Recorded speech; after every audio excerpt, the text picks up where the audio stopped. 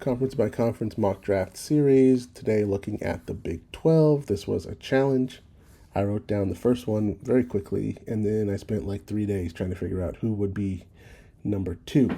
So you'll see, had to go through the exercise. I don't know how many of these players in the Big 12 are actually even like day one, day two picks in the NFL outside of the first one, to be honest. But we go through the exercise anyway, starting with 101. This one was easy. Wide receiver Jordyn Tyson from Arizona State, kind of turning into the consensus wide receiver one of the class. He wins inside, outside, at all three levels. The only thing to not like at this point is the medical red flag a little bit. He's missed games in all 4 seasons that he's been at Arizona State, but if and when he can stay healthy, he's among the best players in the class in any conference and head and shoulders above the rest of the Big 12. 102, tight end Michael Trigg from Baylor. Trigg has been a major riser this year as he continues to stack impressive games, and he may lead the country in highlight one-handed catches this year. The consistency was the major concern coming into this year, but he seems to have locked in, and if he can continue to show that and some of the concerns people had about him in the past stay in the past, he could be someone who teams really like because he's big and he's a great athlete and he's catching the ball like crazy this year. 103 will be his teammate, running back Bryson Washington. Washington is a pinball running back, bouncing off would-be tacklers, breaking big runs in the open field. He's a redshirt sophomore, so he can still go back to school, but he may opt to come out this year in a relatively down running back class. But Washington's probably the best running back right now in the Big 12. 104, wide receiver Eric McAlister from TCU. I know TCU receivers, people don't like that, and he did have a legal red flag issue. This is just purely looking at his on-field assessment. You can look that up for yourself. On the field, he's a talented ex-receiver who wins with technique and size more than athleticism. He's improved as an athlete overall since transferring to TCU from Boise State, but I wouldn't be surprised if he did not wow at the combine. Primarily an outside guy, but he can catch the ball on the move over the middle. Like I said, I know people don't want to love TCU wide receivers. They've been burned by them before, but McAlister is, again, playing very well. 105, wide receiver Josh Cameron from Baylor. Cameron is a bully with the ball in his hands and has a background as an All-American punt returner as well.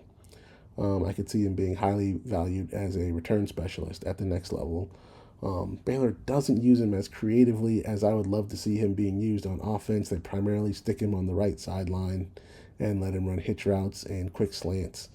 But I think he's got more to offer, and I think a creative offensive coordinator will see the skill set and the things that he brings to the table. They just got to get him out of that 34. I think people see 34 and they think he's a running back out there, especially as a 220-pound receiver.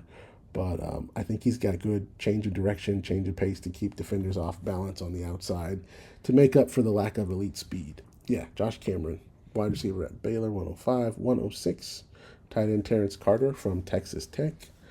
He is the Swiss Army knife of the Texas Tech offense. They use him on screens, on tight end leaks. They line him up out wide, in line to run block. He's a consistent playmaker who can make contested catches, and I think he'd probably be the tight end one of the Big 12 if he had the athletic profile of a Michael Trigg.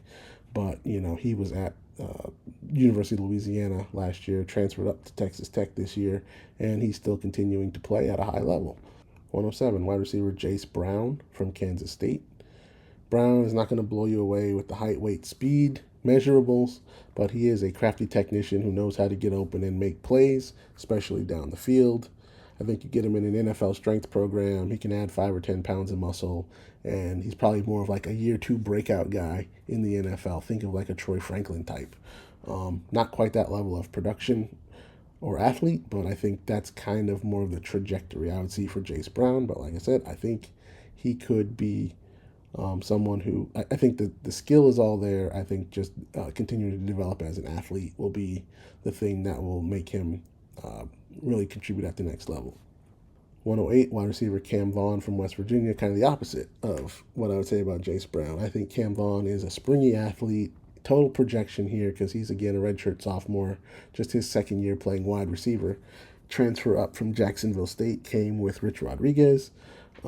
He uncovers about as easily as any wide receiver in the Big 12 not named Jordyn Tyson.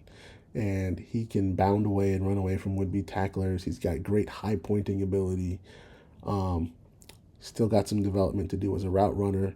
But if you just run him on vertical routes down the sideline or anything like that, he can go up and get the ball, get open, get by defenders. He's a great athlete who just needs a little more refinement as a wide receiver. 109, running back Carson Hansen from Iowa State.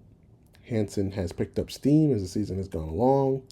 He's increased his workload in the receiving game this year, although not as much as you would like to see for someone who you would call a receiving weapon as a running back, but he's developing reliability there.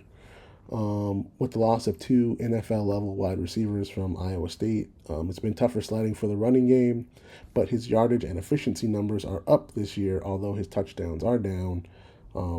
Could just be a fluky thing. He had 13 touchdowns last year. That's a lot. The offense just hasn't been in the red zone as much because they haven't been able to throw the ball as well.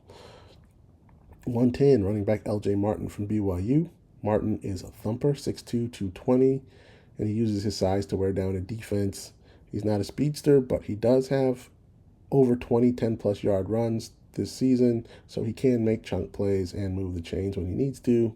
He's also very strong in pass protection, at least in the Big 12, so that should help him get on the field if that translates to the next level and keeping up with the speed of the game and all that. I like L.J. Martin from BYU. All right, here we go. It starts to get pretty thin. 111, quarterback Connor Weigman from Houston. Weigman was a five-star prospect who flamed out at Texas A&M, but still shows flashes of that pedigree playing at Houston. Weigman has developed more dual threat ability, showing the ability to make plays as a runner.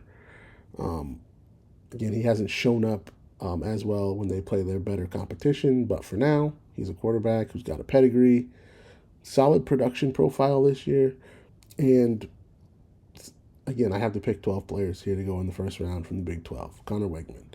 112, tight end Tanner Koziol from Houston. Koziol is an easy button pass catcher at tight end. Throw it up and he'll catch it. He's 6'7", 250, but he's not a lumbering stiff. That said, he doesn't always play bigger than the guys around him. He plays with enough fluidity and craft that I think better coaching and refinement could turn him into a more useful player in the pros. He transferred up from Ball State, where it was primarily short area, but this year at Houston, they're using him more downfield.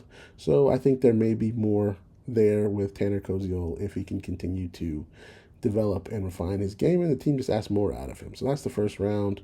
We'll recap it, starting with 101, Jordyn Tyson.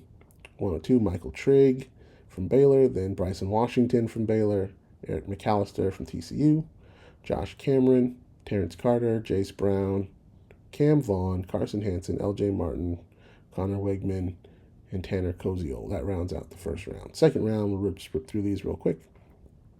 201, quarterback Jalen Daniels from Kansas. I might actually swap him with Weigman the next time I do this exercise. 202, running back Raleek Brown from Arizona State. 203, running back Dean Connors from Houston. 204, wide receiver Parker Kingston from BYU. 205, quarterback Sawyer Robertson from Baylor. 206, quarterback Brendan Sorsby from Cincinnati. 207, tight end Joe Royer from Cincinnati. 208, running back Abu Sama III from Iowa State. 209, wide receiver Amari Thomas from Houston. 210, wide receiver Ryan Davis from Utah. 211, tight end Benjamin Brahmer from Iowa State. 212, wide receiver Terrell Davis from Oklahoma State, a transfer from D2 Central Oklahoma. So that rounds out the two rounds of the Big 12. Like I said, this was tougher than some of the other ones. Some of these names are names you're probably not going to see too much until day 3 of the draft. A lot of these guys may even go back to school if they're eligible. But that's it. That's the Big 12. Let me know what you think, and we'll see what happens in the next one.